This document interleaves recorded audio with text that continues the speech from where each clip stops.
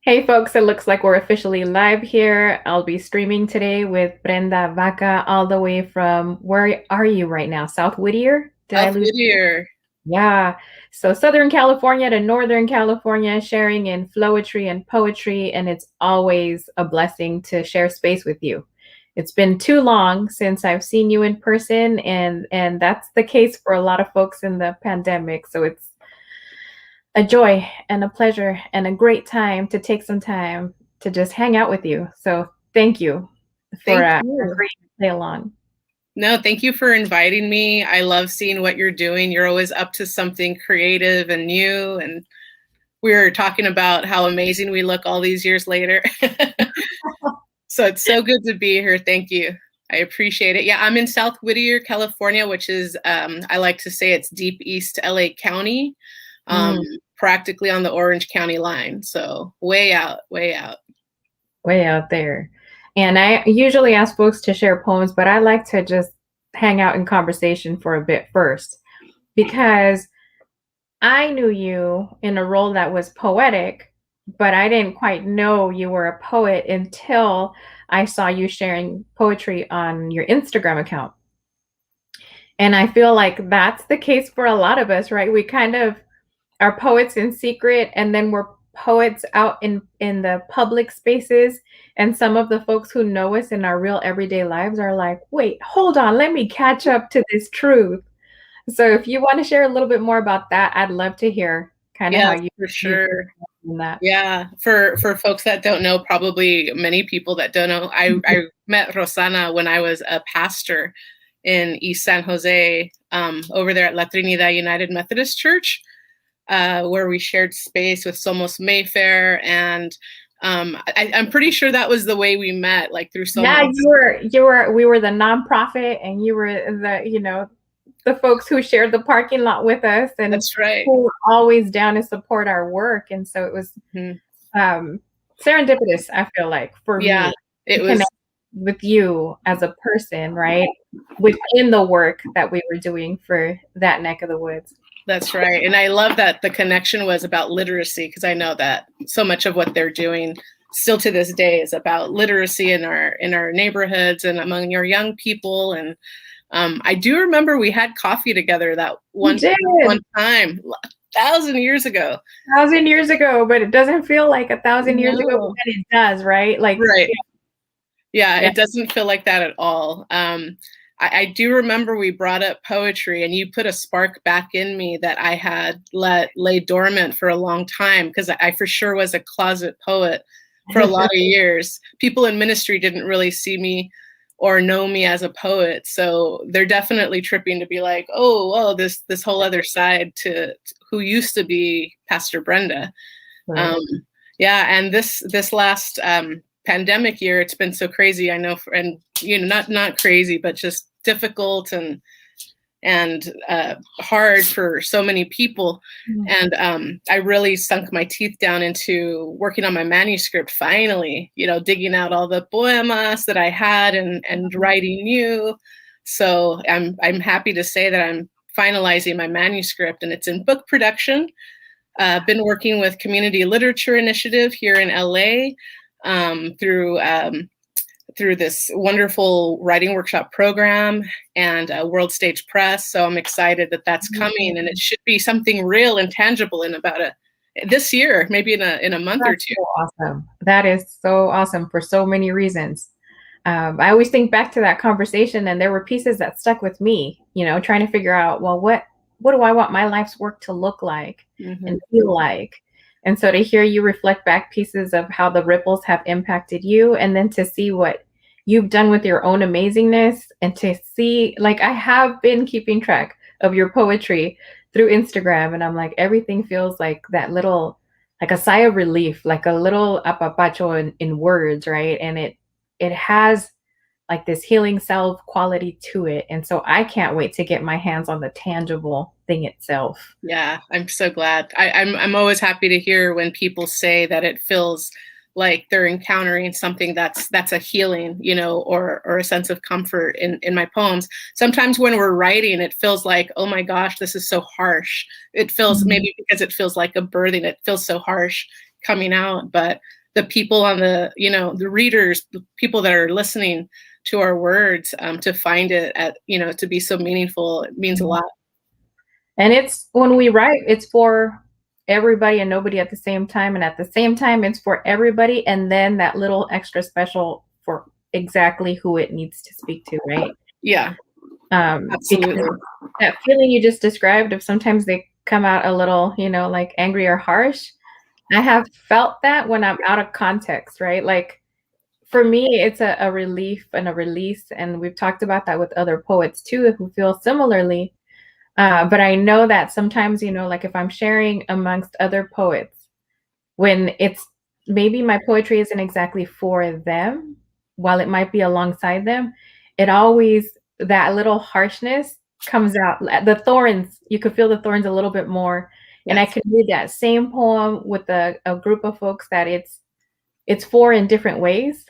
And you get, you know, the soft petals, and it's that mixed quality to it, right? I don't know how to describe it. I'm failing poetically right now, but it's that there's a feeling, right, that I haven't quite captured in words. No, I think you captured it with thorns. That's like so perfect, and it's so on brand for you, you know. I love it. I love it too. I don't want to throw you like swift to the poetry, but whenever you're ready to throw one down, I would love to hear one, because we've talked about this with some students, right? You can read a poem and it'll speak. And if you've heard the poet's voice before, it's almost like every time you read it, you imagine it in their voice. And still, there's nothing like hearing a poet throw it down in their own voice as they see fit, with the proper cadence and rhythm and pauses and everything. Yeah. So that's so true. I love following. Probably my first loves were all the poets that were no longer living when I came across them. So like right now, to follow and to hear living poets, you know, dropping their words, it's just like, it just opens up a whole other world. So I feel like poets are take us by the hand, you know, into a world we don't necessarily know. And I love it every time. Me too. And yeah, I'm happy to jump in the poetry. And you might hear my little dog Valentina in the background. She's 15 and she's just fussy right now. I knew she was going to do that as soon as I turn on the video. So Valentina says hi.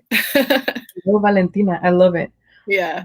So yeah, let me jump into this one is the title piece for my book. And it's called Riot of Roses. And I wanted to be sure to read that aquí en frente de Rosanna, you know,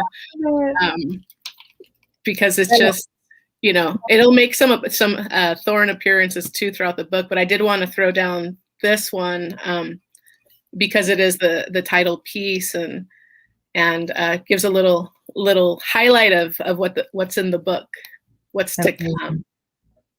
All right, this one. Oh, go ahead. No, I said, let's put you on that solo layout. Take myself off the stream for a second. Got you. So this one is called Riot of Roses. And I wrote this one last year before, you know, the world saw what had been done to George Floyd and so many others. And the palabra riot came out, you know, unintentionally, without thinking that there would then be uprising. But so even though this one was written before, I do always think of our people and the struggle. So this is for our Black and Brown community. Riot of Roses. Like the blooming of roses, we riot to life. It is sunset. The sun rides low on the horizon, so low we can't see it. New moon, 3 days old, chases him, and Venus rides high, witnessing all of it. Birds tucked into the safety of trees chatter. It must be story time just before bed, and the energy of the young one shakes the leaves on the branches. Barking dog in the distance declares, I am here. The moon insists in her persistent cycle, the way she comes and the way she goes, the way she grows heavy in the belly and the way she surrenders to her waning. She is always whole in her fragmentation, even if she cannot be seen. The time for withering is over. This is the birth of a sunflower. This is the origin of the wind. A new life is waiting, knocking at our door, comes in dramatic like birth pangs. There is no way we can deny it or postpone it. The mothers understand. The daddies know. Control as we might the outcome, life is most unpredictable. Like a riot of roses, vibrating color fantastic, one day furled up tight in a bud, the next day bursting open at the rising sun. We bloom to life when Kairos arrives, beckoning, wake up, wake up, wake up.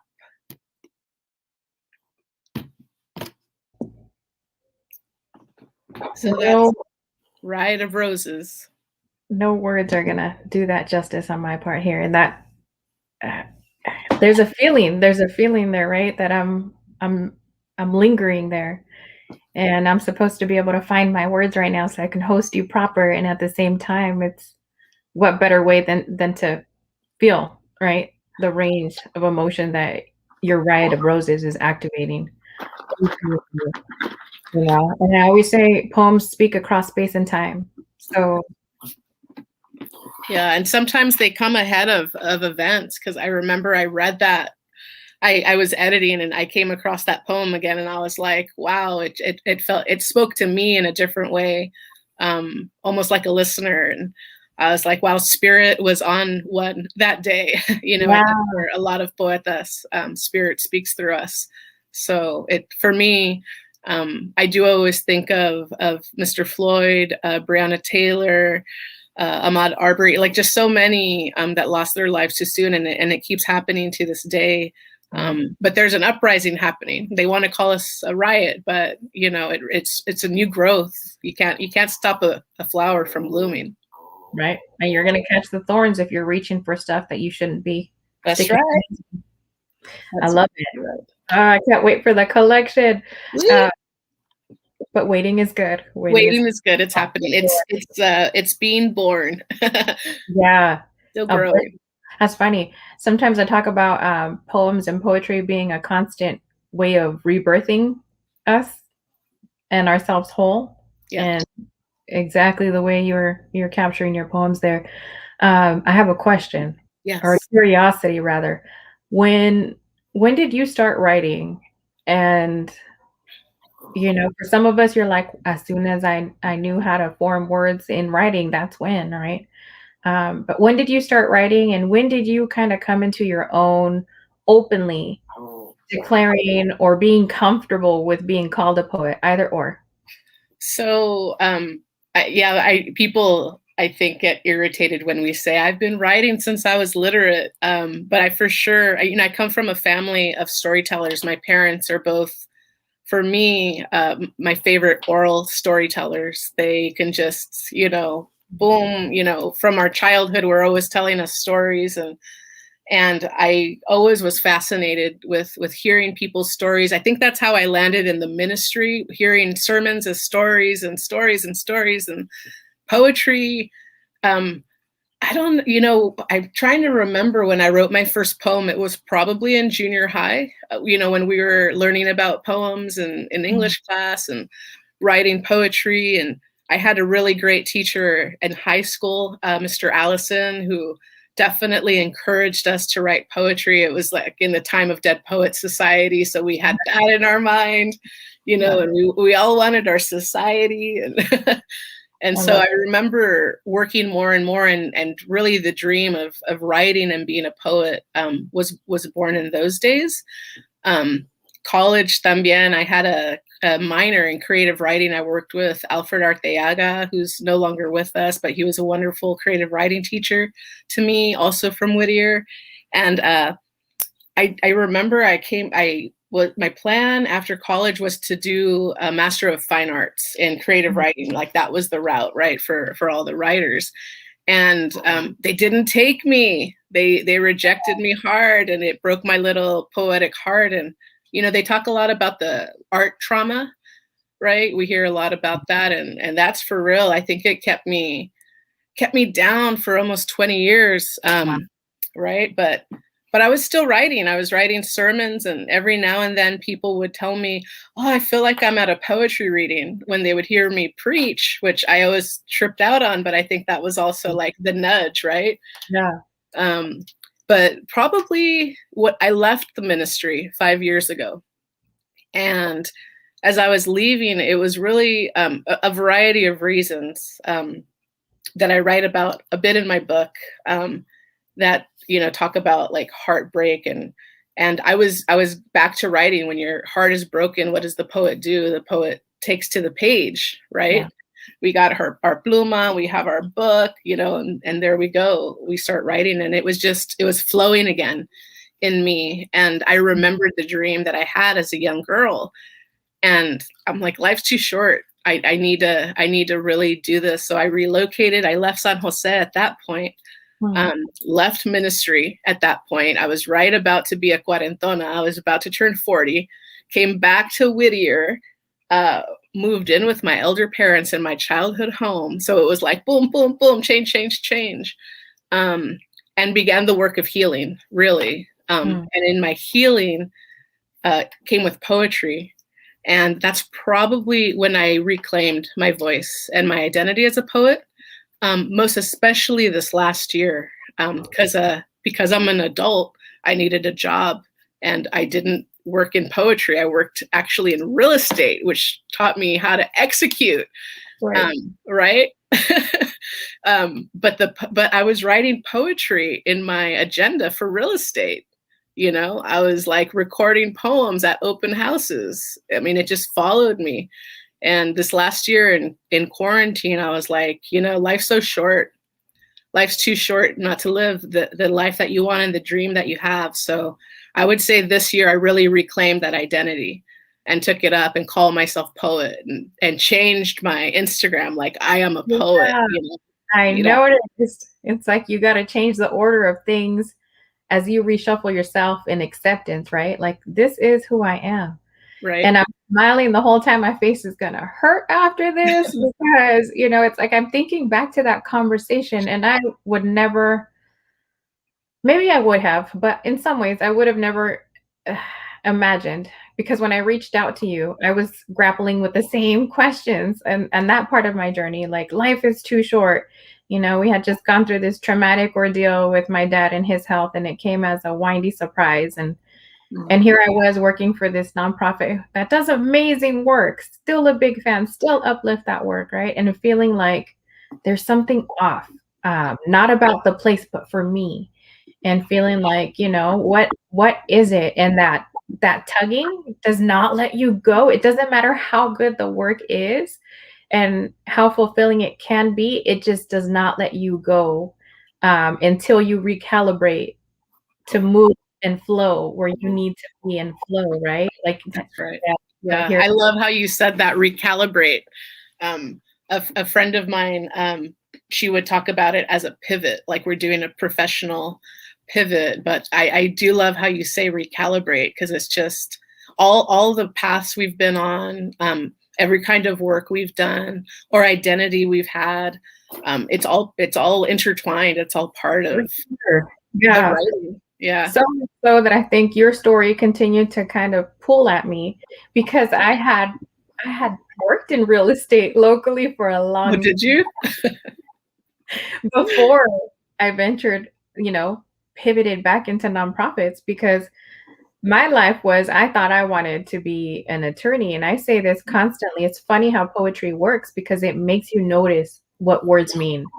And for someone like me, my first language was Spanish, right? And so in Spanish, abogar es lo mismo. It's the same thing. And so what I did not understand poetically is that was going to look very different for me than the pathway that I had kind of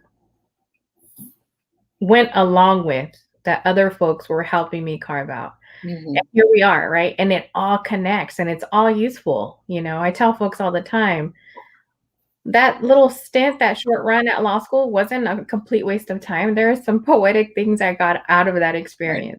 The time that I spent in real estate, poetic things I got that out of that experience, you know. Connecting with you and seeing like different iterations of that combination reflected back, for it feels poetic. And so I love when people are willing to play along, because I think even our conversations with each other do what our poems do for all of us, right? Like even for ourselves. So yeah, so true. I bet if you want to throw down another poem. Yeah, let me Clearly. we talked a bit about birthing. Yeah. Which made me, I was like, do I want to read this poem? But I do. So I'm of the age where people are like, well, we're not going to ask her anymore why she doesn't, or when she's going to have children, you know. No tienes, you know, that was always the question, ¿cuándo vas a tener? And all of that. El mitote with that nunca se acaba. I have 3, and it'll still be like, when are you having a 4th? So it's never, it's never not for me. Yeah, it's never enough. So this was this poem is called Birthing, and it's in response to that question, and it's also just claiming who I am also as a poet, because we in my workshop, and I know among other writing communities, we talk about birthing our books and birthing our poems, birthing our words. So this one is called Birthing. Papa Juan, Mama Trini, Abuelita Eulalia, Papa Silvestre, Maria Casillas, those ancestors who have gone before, the ones who prepared way on the North Walk, Pal Norte. They traveled across far lands in search of more steady ground, some of them walking, climbing, treading several migrations. Some of them didn't make it. What horrors did they see along the road? What beauty? My own father is filled with stories of walking as a young child, y luego como un joven, stories to fill pages of books in libraries. Lord knows mommy has stories laced with laughter and shade. Who am I to hoard these stories? Why should I keep these stories to myself? If I had children, these stories would be told in whispers at bedsides or in loud bursts of laughter in salas, like my mommy and papi and my sister and my brother too, filling their children's imaginations with stories. Would there be tears? Would the tears be of joy and awe and gratitude? Would the tears be filled with forgiveness? Since I did not birth babies from this womb, they shall be brought forth on pages, in books, on airwaves. Will this placenta pour out on your digital screens? Will you hear my children? Will your children hear my children's stories? These stories have been carried in me, en esta cuarentona for 4 decades. Stories that my abuelitas carried in their genetic code. Are these stories dying to be born? Is the umbilical cord choking their throats? These stories are resilient, like my nephew who defied grief and trauma and managed to be born, a dramatic entrance to this life on this earth plane. But first breath, oh, first breath, it had to be seized, taken, and claimed. Soon these children are suckling at my breasts, bouncing on my lap, learning how to walk, toppling over, learning how to run, making a run for it. Can you see them magically dodging corners and sharp edges? Can you see them like an adolescent cat running on a rooftop? My body grew tender. I began to ache because I had been crouching and hunching in the fetal position for a mighty long time. Why was I hiding these stories? Why did I put a chokehold on these stories?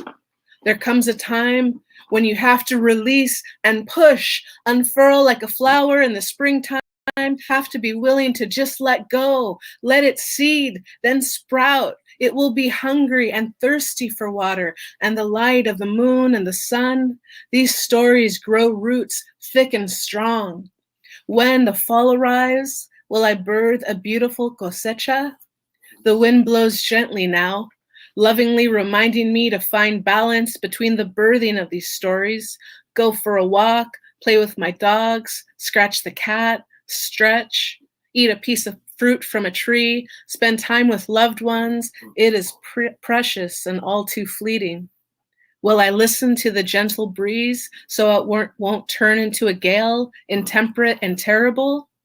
This life is fragile, each breath precious. So I take a deep breath, so deep I can feel oxygen move through my roots and thorns. Each breath massages my central organs and intestines, allowing myself to be healed at a cellular level. I could listen to you all day. All day. Like, thank you.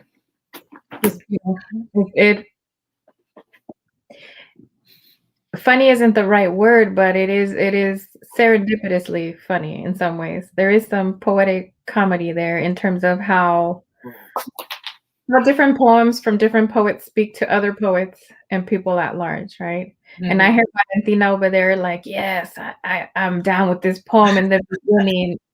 You know, Valentina's down there like, I'm your baby. What you talking about? I know, I'm giving her treats. But you know, the way that you talked about your babies, your poems, I could see it, right? I could see and I could visualize my babies, actual, you know, people in the world picking up your babies and finding life in them and rebirthing themselves.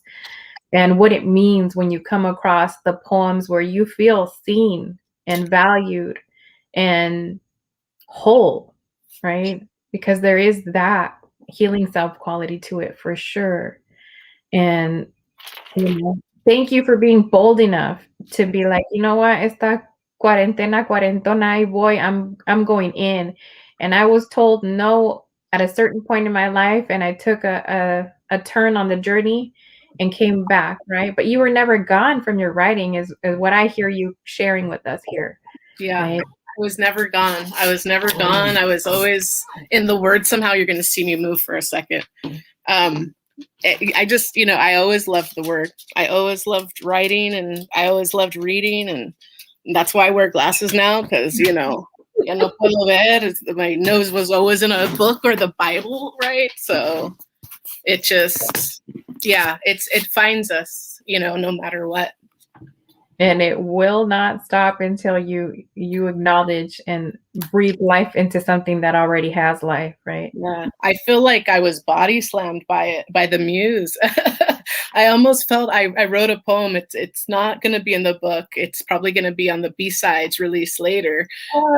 It's called, you know, Pandemic. And I'm like, did I manifest this pandemic? Because I really needed to like have a timeout from life, right?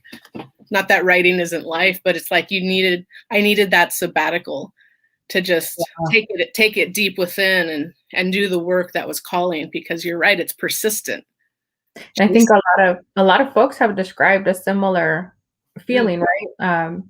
We may not have manifested it, you know, in the horrific parts of it, but there is something to be said about the general lack of esparcimiento that we don't engage with and in. And so taking this time to really take the time and to fight for the time, because I think what I've been feeling a lot throughout this entire, you know, year has been, okay, I was finding time and time was finding me, a veces a la fuerza, whether, you know, I thought I had it in me or not.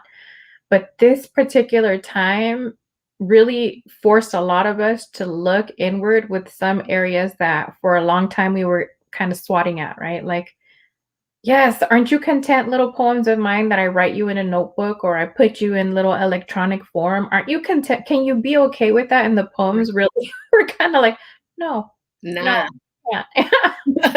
No, you're going to take me out. Right. Yeah. No. Yeah. So true. So true. It just, they have a heartbeat, you know, they want to be heard. And I love seeing how they land. And it reminds me of when I was a preacher, because sometimes I would drop a sermon totally unprepared, like I had the week from hell, real human, and Saturday night was rough, and I show up to church thinking, you know, you're gonna have to take the wheel on this one, Jesus. And inevitably, like, what I felt was lacking or weak, or it's not gonna hit the spot for anybody, people were always so moved. And sometimes the same with poems. A poem that I'm like, oh, I'm real self-conscious about sharing this one out loud. You know, how's it gonna land? Oh, I'm exposing myself. And then people just, you know, gravitate and feel, like you said, feel seen, feel heard. And there's something that hits with sincerity, right? Like in poems, it's sincerity is at the core.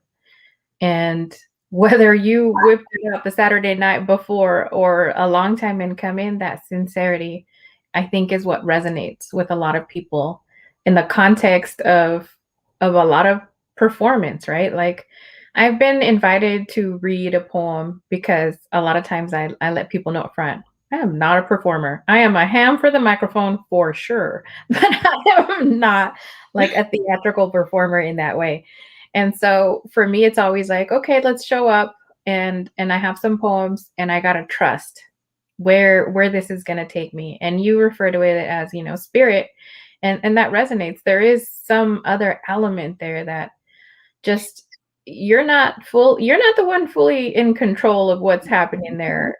It's an openness, right? To kind of translate in some ways is how I've described it. And I don't know if that resonates for you. It does. It does. And it reminds me of how you did the intro. You said like flowetry, you know, and I do very much see it as a river. You know, we interact with each other, and there of course is free will, right? And we make our choices and all of that.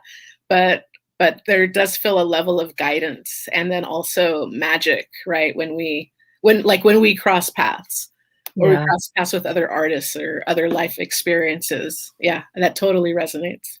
And what I'm loving about these little hangouts that kind of came out of nowhere and somewhere at the same time is that, you know, we get invited to be among poets quite a bit now, right? Mm-hmm. And we get to show up with poets and share our poems, and there's beauty in that. I've left a few events when we were able to do this in person before, just feeling like I've been shifted. There's no going back to wherever I was that I thought was good going in. Mm-hmm. I've been shifted. And so much so that you'll notice like the moon looks different. And I know for some people, they're like, this is more Rosanna doing her hippie dippy stuff. And I'm like, you know, it's me paying attention. And poets have a way of framing things so that we're paying attention to different things. But what I was getting at with that piece of the conversation is, for as many of those events that we get to be alongside poets, and that feels like a gift, I always felt like, you know, that chatty kid, probably for you in the back of the church or chapel, and for me, it's like that chatty kid at, you know, I do remember being 5 and getting in trouble at catechism. And even though most people refer to me as shy and quiet, I was like, no, I was just really, really, my voice was suppressed in a lot of spaces, right? And so for me, it always feels like, for as much as I left fulfilled and shifted, I always left with like curiosity to circle back with a lot of these poets and be like, well, what made you write this poem? And can I ask you this other question? And so I'm loving that you all are graciously playing along, and it's kind of just going, and I'm trusting where it's going without making, you know, these other unnecessary pieces that we're so used to activating. Mm-hmm. And you know this from real estate or from whatever. It's like we have the flyer, we have the listing, we have like all the logistical pieces that I'm like, yes. And what happens if we just trust it? And quien viene, viene. And if it's streaming at 0 right now, that's okay, because people catch things on a restream. That's right. Right. And the same way that you might catch this, maybe a poem's going to catch you, and maybe some of Brenda's poetry that isn't officially part of her poem that she's speaking in this moment might be what you needed to hear. Who knows, right? And there's some magic in that, and being open to that. Yeah, for sure. Love the magic. Yeah. I love what you were saying about the moon, and for sure astrology's in a renaissance, and I would say poetry is in a renaissance, you know, and that's probably because a lot of us had to do like we were talking earlier, had to do the work of going within, right? Which the landscape, my inner landscape, had been neglected for a long time. You know, was totally burned out from ministry, and then jumped into the real estate game, and that was like treacherous and brutal. It is pretty brutal. Pretty brutal. Poetry isn't perfect, but it's a beautiful world that I'm loving. I love how you said you were shifted. The young people in my class, all the millennials, when they love a piece, they're like, "Oh, I am shook." Yes. And I love how they say that, because it's, you know, poetry can be jarring. Any art, music, dance, you know, it could move us, and that's for sure what I aspire to. Mm-hmm. Yeah. I love that. I did say you can share 2, 3 poems, but I'm not going to stop you if you want to share a few more. And I know that, you know, your poems are going to activate other layers of an ongoing conversation that I feel like we're having with each other without ever having to have directed words at each other. Like, I feel like I'm in a constant conversation with you in some shape or form. Me too. Yeah. And as much as, you know, you're not too far of a drive, it's a few hours, quite a few hours, but it still feels like you're right here at arm's length, you know, whenever if I need something, like, for as much as you're not my everyday go-to, I feel like you are a solid pillar in the constellation of chingonanes, for sure. Gracias. Thank you for saying that. Same. Absolutely. Yeah, I didn't hesitate to be like, yes, I'll come on, Hella Chingona. I love it. Yeah, the miles they can be rough when we don't see our loved ones, you know, the way that we want, or get to hang out with the friend that we wanted to hang out with, and then life moved us in different directions. Yeah. And there was something about the last poem that you read, you know, there was certain imagery that came up as a result of the poem, but then also, like, you know, layers of memory. And for me, there's like some poetic irony. Like, I'm thinking about how much this conversation is going to stay with me the way the other conversation did. And I always think back to my grandmother for a lot of reasons. But I remember having had the opportunity as a Chicano studies, ethnic studies, you know, here's what you got to do to meet the requirements. And I was like, oh, I can interview my grandma to meet the requirements of this assignment. Yeah, let's do that. And that she entertained that request. And she was like, yeah. And she shared some things about her life story. And to have had the time to sit in that conversation with her and hear bits and pieces, and then throughout the years to hear other people kind of referencing her story. And there are the poetic pieces with where you come into this little constellation is when my grandma came here, you know, from New Mexico, Texas, and made it to California, like back and forth between those states before they came up this way. And we didn't know growing up that, you know, my grandmother was Methodist, and then later on decided she wanted to be Catholic. And I was like, oh, you wanted, like, why? And she's like, oh, you know, and she gave me her story. And I was like, there's something about where we end up and the serendipity of that, and how much of that is life circumstance and need, and how much of it is within a certain planning, right? But a lot of times, a lot of us can have the best laid plans, and where life takes you lands you in a place that has so many ripples that, for me, that's a constant reminder. And it's active and present right now in this moment because of the way you've talked about your journey of like going and then going back, right? And kind of the interwoven intergenerational experiences. And it strikes me as something that I need to say in this space and share with you openly. And I don't know why, but I'm just going to trust that it needs to flow out of my mouth. Yeah. That it will do its work of poetry later. But I've had this urgency to share those pieces, and I'm not sure why, but I'm sure the poetry will tell us why. Yeah. In its time. The poetry will tell us, and we'll look back and there we'll see that magic. We'll see. Yeah. The fingerprint for sure. Yeah. As you were sharing, I totally do want to read at least another poem. And again, it's one of those like, do I want to share this poem? Did I want to write this poem? Did I want to live this lived experience of this poem? But it's, it's so important because like you said, we're trusting, we're in the flow, and we're trusting that, one, it needs to be aired. Necesitamos desahogarnos, right? We got to get it out because sometimes things can be poison, right? Or harmful or toxic. Yeah. But also it's so wild that those same things can be healing and received and life-giving and empowering on the other end. Yeah. It can push us. I'm going to find it. It's called, what is this thing called? It used to be called I Love You. But it changed names. Now I have to look for it. My goodness.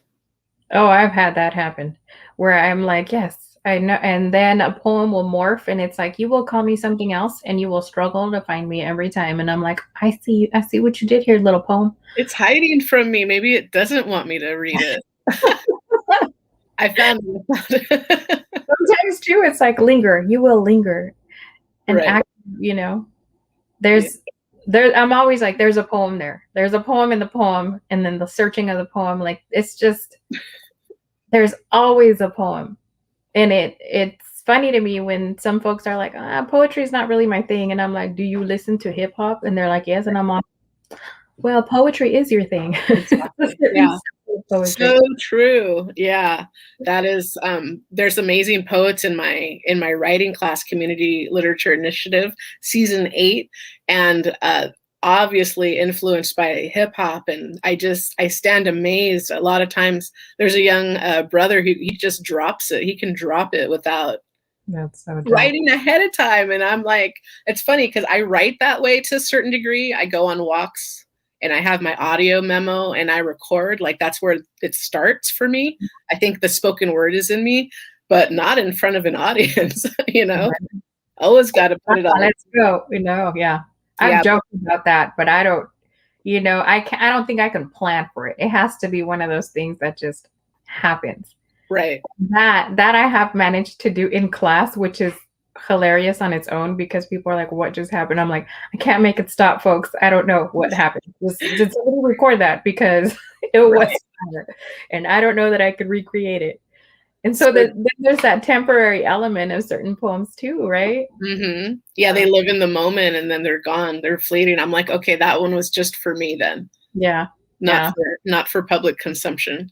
Those are hard though, because it's like, that one hits so on point in the right now. And I say sometimes, a poem has a way of catching you, and if you don't grab it, and you're right, sometimes they don't want to be grabbed. They're fleeting for that reason. So I love that. I'll have to remind myself because I'm always kicking myself for like, I know I can recall it. Right. Let me get you coming back over here. Look, you want to come back.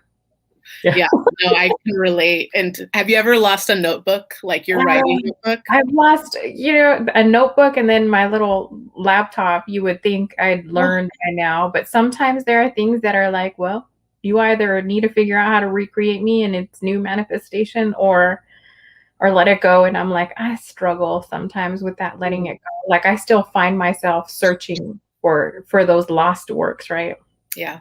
I've done that before. Yeah, no doubt. I'm like, oh, where is that? Like there was a couple of poems I couldn't find. And I'm like, okay, it's obviously not for this volume. Unless it turns up in the next couple of weeks, it's not going to happen. Right. Yeah. Can I go ahead and jump into one? Yeah, do it. Let me put you on solo. Solita. And thank you for dealing with my awkwardness here of technology. Aquí estamos todas. Buggy. Ándale. Okay. This one is called Ears to Hear. I love you. Finally heard the words I longed for ears to hear. I love you for each year we had been together. You finally resigned to the fact it was me you loved, me who changed your life. At least that's what you said. I love you, like Peter erasing a wrong. You had said it once before in my bedroom in San Jose, in a tidy cottage, that one that birthed our story, and the same one that witnessed our annihilation. I love you, you said shyly, timid, not able to hold eye contact. And as soon as I was gone, you were with her again and again, making me believe what I had always feared, the ferocious whisper, you are not enough. I remember whispering in your ear as we pressed in love against a wall near Pahoa Town on the Big Island, a heavily vegetated rainforest teeming with life around us. I love you, I sang with the koki frogs, stars in the sky sparkling their magic by the millions, words I longed for ears to hear. How many times did I pray? How many years shed? How many poems written? How many circles walked? Miles driven? Ice creams eaten? How many owls hooted their warning? How many stars in the sky that night? How many glistening so close we could touch them? I wanted to share that particular piece that I wrote about a situation that was happening to me when I was a pastor. And so much silence occurred around that particular heartbreak and trauma. So for me, again, poetry and voicing, our stories, birthing our stories, is critical for survival, I would say, because when we swallow, our pain and our trauma, it can really turn bad really quickly. So I wanted to share that with the world today. And in that way, it feels like every poem is a suspiro, and we know that some sighs are of relief, some are in more of a huff with the anger and injustice, and some of a sense of hope. And there are different ways, right? And different ways to breathe life into words, for sure. Yeah. So I love when I get to hear a small sampling of folks' poetry in spaces like this, because in some ways your poems are speaking to each other, Mhm. and in some ways it's you get a sense of how versatile is not the right word, but there's a diversity in the things that we talk about and the way we talk about those things, and it's very human. I think it shows our humanity in a different way than coming across one singular poem, which does its own magic. There's something about seeing the full range of a poet in terms of all of the things that we're throwing those little word, poetic, verbal, what have you, size out into the world to Mhm. be like, go and do your thing and speak the way that you spoke to me. Because I think that's where Mhm. the sharing is for me. The sharing is just as compelling as the writing itself. Mhm. And for some people it feels that way, and for other people it doesn't. And to each their own, it's all magic. Right. It's all magic and it's all in its own time. I think it was like a year ago, I came across some video of me. I had recorded some video of me reading a poem, and I was reading like in a whisper, like my throat chakra was completely like, dented and bent out of shape. And I used to be a shy person and an introvert, but like, life took me in different directions. So I'm not shy, and I'm really not a quiet person. My family will tell you I'm loud, and my friends will tell you I don't stop talking. And so like to see myself like where I was with my poetry, like the stifling, showing up for ourselves, it's like it's empowering. I can't say that enough, or try to model it enough these days, for the young people coming up behind us. But it's funny. It's actually young people that really push me to use my voice and to remember who I was. Right. Yeah, I Mm. feel that resonates. I think for me, that big kind of nudge into the abyss, if you will, was students being like, yeah, so why don't you just read a poem at this event, and having, the folks on campus be supportive of that, Mhm. and to kind of put out there what you yourself are nudging other folks to do with the gifts that they have in the world. And so them youngins, they know a thing or two about what's good. And I They appreciate do. them so much for Yeah. activating layers of boldness with Mhm. these senoras, because I'm like, if y'all are there now, imagine, in your cuarentonas, what that's gonna look like. Right. Reaching back and reaching forward. And there's that intergenerational piece for sure, right? Mm-hmm. Yeah. Yeah. There's definitely that piece. And, I so admire the work that you're doing with this. And it's like hella chingona, like, oh my God, come on. It's too good.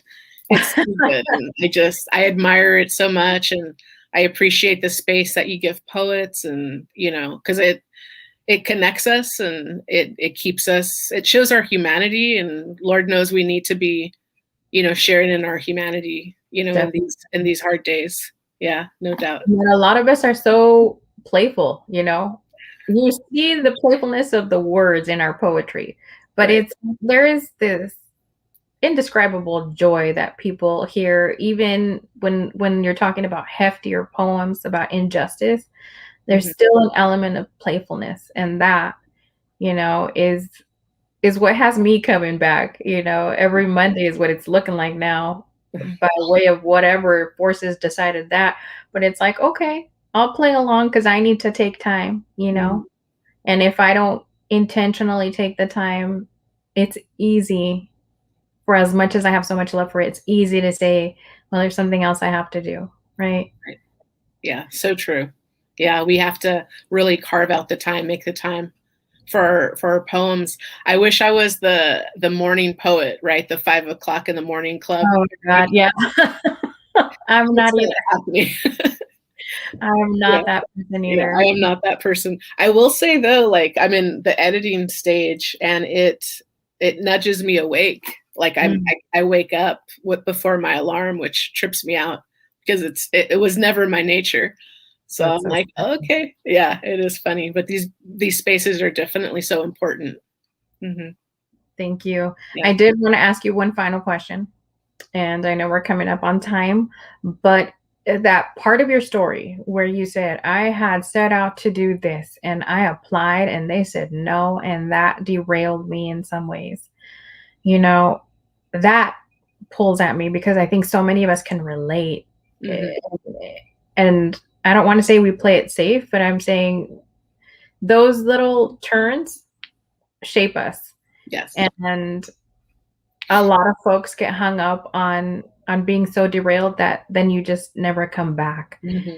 right? And so I don't know if you have some words for somebody who might be listening in, thinking about either when they've been derailed or getting ready, because the world has its way of, especially when it comes to folks like us, Hmm.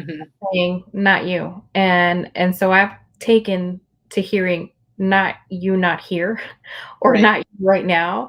Yeah. And I try not to take it personal, but I know that I have had those experiences, and that's what has me here. And I'm always like, let's bypass that. We can't, obviously. Right.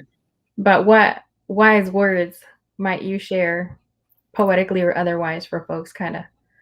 Yeah, I don't know if I can do it poetically, but I for sure at this stage of my life I feel an urgency, and so I think about that 22-year-old girl and wish that I had someone that encouraged me, send me a message, sit me down to tell me, don't give up. Maybe this isn't the opportunity for you right now, or there's other opportunities, other places. um, I would definitely unpack the the white centric world, of higher education and publishing, which Right. I'm learning a lot more about now in the publishing world. But you know, those things so often try to silence us. So it's all the more important to really, you know, be rooted and grounded, know who we are, remember that so many of us, we've been writing since we were illiterate, or, that one Maya Angelou poem moved us to tears, and we are inspired to do the same in others. So I would just totally encourage people, and I try to do it now with young people I come across, where I can see the imposter syndrome really like got them in a chokehold, or it's trying to get me in a chokehold again. And I'm like, okay, time for an exorcism, time to exercise. And I totally go to my faith tradition language on that. It is time to exercise the imposter and to just cast them out, and throw them as far as you can, and to remember who you are, remember that you're a poet, remember, the importance of being in the flow, and to trust the ones that guide you, whether it's your ancestors or, spirit, or however you want to think of it. So I just, every opportunity and any opportunity I have to say that to a young person, or even an older person, starting out again, don't let anything stop you. You create your own space. And we live in a world right now where that's easier than it's ever been, maybe, to carve out our own space and to do this. Like you have created a digital space for us that we don't even have to be in the same physical space to share, love, light, and poetry together. And to me, that's a beautiful thing. And I say, dale gas, as they say, right? Go for it. Don't stop. Yeah, I don't have a green thumb, but I know how to digitally grow some little life forces here. And yes, that's where my gardening comes from. Maybe it'll carry over into the physical space. Ya veremos. But again, deep appreciation, forever gratitude for folks taking time either to listen, and definitely for the folks who take the time to humor me in these little afternoon breaks of mine, and share a little bit about yourself and your journey and your words and your relationship to those words, because they have a life of their own. That's right. De veras. And with that, folks, if folks wanted to find you and your poetry and get updates on your upcoming published work, where might they do that? So folks can find me on Facebook for sure. You just have to search Brenda Vaca. And there's probably more Brenda Vacas than just me out there, but not very many of us. So you'll recognize my face, hopefully. On Instagram, you can find me at I am Brenda Vaca. And I like to, I'm getting myself to the point where I'm going to share more videos of dropping some verses, but certainly put the word out, keep people posted on what's happening with the book. My book cover design I put up there recently, so I'm excited about that. And I hope people can keep up and reach out if they have any questions about the book or poetry. You heard it. And if I know anything about Brenda, it's that she is a common enabler. And I say common because I too am an enabler of good things, right? Yes. And I am notorious, as is Brenda, for being like, yes, that indeed is possible, right? Mm-hmm. And so when folks offer, you take them up on it. And it might not be now, but it might come in handy. So thank you for being open to that and for sharing. And with that, folks, thank you for dropping by. I hope you found a little gem of something in there, a little glimmer of magic. And thanks again. We'll be here next week with someone else. Thank you, Rosanna. You're wonderful. Thank you.